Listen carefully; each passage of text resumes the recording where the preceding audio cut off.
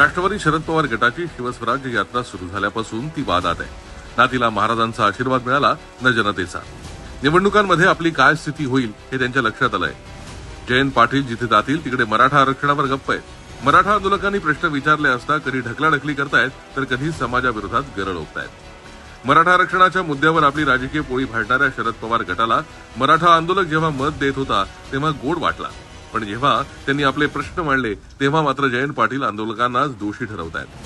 जालना येथील सभेत जयंत पाटील बोलत असताना काही कार्यकर्त्यांनी पोस्टर दाखवून आपली मागणी मांडली तर त्यांना ते हुल्लडबाज, गुंड, दुसऱ्या पक्षाचे एजंट म्हणाले.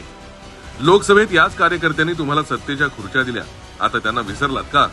तुम्ही सगळं विसरलात तरी आम्ही काहीही विसरलेलो नाही. सारथी संस्थेचा निधी कुणी कमी केला हे समाजाला माहिती आहे. मराठा समाज सर्व पाहतोय. जयंत पाटलांसारख्या नेत्याचा टप्प्यात कार्यक्रम कसा करायचा हे समाजाला चांगलंच माहिती आहे.